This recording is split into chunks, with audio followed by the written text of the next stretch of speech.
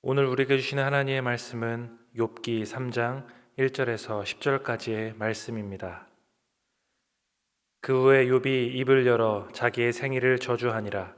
욥이 입을 열어 이르되 내가 난 날이 멸망하였더라면 사내 아이를 베었다 하던 그 밤도 그러하였더라면 그날이 캄캄하였더라면 하나님이 위에서 돌아보지 않으셨더라면 빛도 그날을 비추지 않았더라면 어둠과 죽음의 그늘이 그날을 자기의 것이라 주장하였더라면 구름이 그 위에 덮였더라면 흑암이 그날을 덮었더라면 그 밤이 캄캄한 어둠에 잡혔더라면 해의 날수와 달의 수에 들지 않았더라면 그 밤에 자식을 베지 못하였더라면 그 밤에 즐거운 소리가 나지 않았었더라면 나를 저주하는 자들 곧 리워야단을 격동시키기에 익숙한 자들이 그 밤을 저주하였더라면 그 밤의 새벽별들이 어두웠더라면 그 밤이 광명을 발할지라도 얻지 못하며 동틈을 보지 못하였더라면 좋았을 것을. 이는 내 모태의 문을 닫지 아니하여 내 눈으로 환난을 보게 하였음이로구나. 아멘. 오늘 본문은 그 후에라는 말로 시작됩니다. 자신의 건강과 자녀와 재물과 종들, 그 모든 것들을 잃어버린 후를 말하는 것입니다. 얼마나 절망스러웠는지 자신이 태어나지 않았으면 좋았었겠다라는 그런 한탄과 후회와 저주를 욥은 하고 있습니다. 우리가 읽은 본문 전체가 그 내용을 담고 있는 것입니다. 욥의 상황을 단순히 그렇구나 하면서 읽을 수 있겠지만 우리가 욥이 처한 상황 중에서 단 한 가지라도 겪어봤다면 정말 말도 안 되게 힘든 그 어려움의 시간을 지금 욥이 보내고 있구나라는 것을 생각할 수 있을 것입니다. 사랑하는 가족 한 사람만 떠나가도 마음이 무너지곤 합니다. 사람뿐인가요? 우리가 오랜 시간 함께 하였었던 키운 반려견이 세상을 떠나도 큰 상실감에 빠지는 게 사람입니다. 건강은 어떻습니까? 갑작스러운 큰 질병을 마주할 때 그동안 힘들게 살아왔었던 나의 삶이 되돌아보게 되고 허망하고 좌절되는 그런 마음들이 우리 마음속에 생기지 않습니까? 재물을 잃은 것은 또 얼마나 큰 힘듦입니까? 투자에 실패하고 믿었던 사람에게 배신을 당하여 빚을 떠안고 어느 것 하나 힘들지 않은 것이 하나도 없습니다. 힘들지 않은 사람이 어디 있겠냐라고 말하는 이들이 있습니다. 물론 나보다 힘든 이들은 정말 많지요. 하지만 자신에게 찾아온 문제 하나하나는 우리의 삶을 너무나 힘겹고 버겁게 그리고 낙심케 하곤 합니다. 고 박안서 씨가 쓴 한 말씀만 하소서라는 책이 있습니다. 이 책은 이분의 인생 중에서 가장 힘든 시간을 보냈을 때 하나님께 드렸었던 요청이 담겨 있는 책입니다. 일남 4녀를 두셨었는데 서울대 의과대를 나온 의사였던 아들이 26살이 되던 해에 교통사고로 먼저 죽게 됩니다. 한창이지 않습니까? 26살이면 다 키웠습니다. 얼마나 아끼고 사랑하는 아들이었겠습니까? 그 아들이 그렇게 떠난 후에 자기의 마음을 분출해내기 위해서 에세이로 일기처럼 모든 감정들을 써내려 간 것입니다. 아들이 떠나고 난 뒤에 세상을 보니까 신기했다라고 합니다. 온 세상이 멈춰버릴 것 같았었는데 자신의 그 정도로 큰 사건이었었는데 여전히 기차나 버스는 달리고 계절은 바뀌며 88 올림픽은 열렸었다라는 것이죠. 세상은 아무 문제 없이 돌아가더라는 겁니다. 자식을 잃은 부모의 마음은 겪어본 사람들만 알 수 있습니다.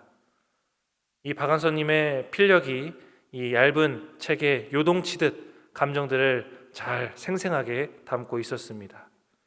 박한서 씨는 가톨릭 신자셨는데요. 울음이 터질 때마다 하나님께 이렇게 질문을 했다라고 합니다. 하나님, 당신은 과연 살아계신 것이 맞습니까?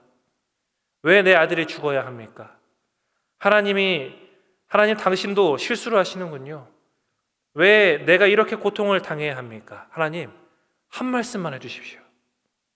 그래서 에세이 제목이 한 말씀만 하소서입니다.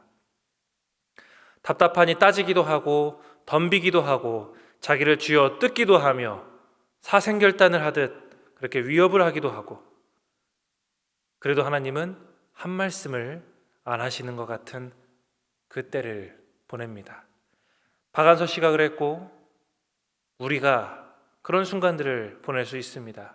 하나님, 제발 한 말씀만 해주십시오. 너무너무 답답합니다. 여러분, 욥은 오죽했습니까? 도무지 이해가 되지 않아서 차라리 내가 태어나지 않았으면 좋았겠다라고 자신의 태어남을, 생일을 저주하는 욥의 처절함입니다. 2장에 욥의 세 친구들이 위로를 하러 왔습니다. 입술로 범죄하지 않았다는 2장 10절의 표현처럼 앞서 말한 그런 큰 어려움을 겪었음에도 마음을 지켰습니다. 그런데 친구들을 보자 자신의 감정이 북받쳐 오르면서 서름을 토해내지요. 그렇게 욥과 친구들 간의 대장정의 대화가 3장부터 시작이 되게 됩니다. 침묵을 깨고 쏟아내는 그 욥의 한스러운 말들을 보며 우리는 무엇을 생각할 수 있습니까? 일단 자신의 생일을 저주하며 한탄하는 욥의 심리는 불신앙에 기초를 두지 않았습니다. 절망 가운데에서도 하나님을 떠나버리지 않았습니다. 그는 하나님 앞에 문제를 가지고 와 씨름하였던 것이죠. 우리 그리스도인들이 잘 하지 못하는 것이 있습니다. 그것은 솔직하게 드러내는 것입니다. 누구나 어려움이 있을 수 있는데 그것을 하나님 앞에든 지인들에게든 꼭꼭 숨기고 앓다가 병이 나는 일이 많지요. 마음을 잘 열지 못합니다. 힘들 때 이야기할 수 있는 것, 그건 역시 용기입니다. 먼저는 너무 힘들고 답답하실 때 마음을 열고 그 감정을 주님 앞에 말씀해 보십시오. 욥 역시 하나님께 강렬히 질문하고 따지며 나아가는 시간을 통해서 자신을 알고 하나님을 알아갑니다. 우리도 문제를 혼자 짊어지지 마시고 마음을 주님께 열고 나아갈 수 있으시기를 바랍니다. 하나님의 침묵이 계속될 수는 있지만 그 가운데에서 우리를 깨닫게 하심이 분명히 있으실 겁니다. 앞서 말씀드렸었던 이 고 박안서 씨의 책 마지막에 이렇게 고백이 됩니다. 주여, 저에게 이 세상을 사랑할 수 있는 능력을 주셔서 감사합니다. 하나님께서 그 아픔과 고통의 시간을 통하여서 박안서 씨를 빚어가신 것입니다. 아들의 죽음 후에 도저히 살아갈 수 없고 세상을 사랑할 그런 마음의 여유가 없었습니다. 그런데 다시 마음의 능력을 주심으로 세상을 사랑할 수 있게 됐다라는 고백을 하였습니다. 우리의 고민 가운데에도 하나님의 답이 되어주시는 그런 은혜가 있기를 바랍니다. 또 낙심이 될 때 나를 위로해주는 이가 곁에 있는 축복이 우리에게 있기를 바랍니다. 우리가 왜 어려운 일을 당할 때 혼자 그것을 감내하고 마음속에 담아두고 있습니까? 나의 아픔과 상처를 누군가에게 이야기를 할 때 그 상대가 진심으로 나를 위해서 기도할지 잘 모르겠고 괜히 소문만 나게 될 것 아닌가라는 그런 걱정 때문 아닙니까? 또는 다른 사람들도 힘이 드는데 내가 나의 힘듦을 이야기함으로써 그 사람에게 또 짐을 지게 하는 것은 아닐지 이런 걱정하는 마음들이겠지요. 그런데요, 정말로 나의 마음을 이해해주는 사람이 딱 한 사람이라도 있다면 그 사람은 완전히 마음이 꺾이지 않습니다. 욥도 친구들의 방문을 통해서 자신의 감정을 표현해냅니다. 그러니 함께 있어줄 수 있는 사람이 우리에게 있을 수 있기를 기도합니다. 또 그렇게 함께 있어줄 수 있는 사람이 내가 되기를 또한 기도합니다. 쉽게 판단하지 않고 쉽게 정죄하지 않고 침묵을 지키며 묵묵히 그 상대의 손을 잡아줄 수 있는 위로의 마음, 그렇게 진실된 마음으로 위로와 격려와 또 기도가 이어질 때 성령 하나님께서 일하실 것입니다. 꼭 예배를 드리는 이 시간, 욥처럼 큰 어려움으로 낙심해 계신 분이 있으십니까? 재정이나 자녀나 미래나 관계나 어느 것 하나 내 힘으로 해결되지 않는 그런 버거운 문제가 있으십니까? 간절함으로 기도하는 마음 가운데 하나님이 찾아가시기를 바랍니다. 또 위로의 사람들을 또 만나시는 축복이 있기를 바랍니다. 우리의 심정을 토로해낼 때 말할 수 없는 탄식으로 우리를 위해 중보하고 계시는 하나님께서 함께 하시기를 주님의 이름으로 축복합니다. 이 시간 말씀을 생각하면서 기도하겠습니다. 좀처럼 이해가 되지 않는 일을 마주하면서 마음에 낙심이 드시는 때가 있으십니까? 주님, 내 문제에 해답이 되어 주시기를 기도하여 주십시오. 또 하나님의 침묵이 이어진다 하더라도 주님 앞에 문제를 가져올 수 있게 하시고 나에게 위로의 사람들을 또 내가 위로의 사람이 되어주는 축복 또한 허락하여 주옵소서라고 이 시간 함께 기도하겠습니다. 기도합니다. 하나님, 여러 문제들로 인해서 마음에 쉴 곳을 찾지 못하고 이리저리 방황하며 낙심하는 우리의 삶을 고백합니다. 문제들을 나 혼자 담아두지 않고 하나님께 마음을 열고 나올 수 있는 믿음 우리에게 허락하여 주시옵소서. 또 내 마음을 나눌 수 있는 사람을 허락하여 주시고 기쁨과 슬픔을 함께 나눌 수 있도록 하나님의 복을 허락하여 주시옵소서.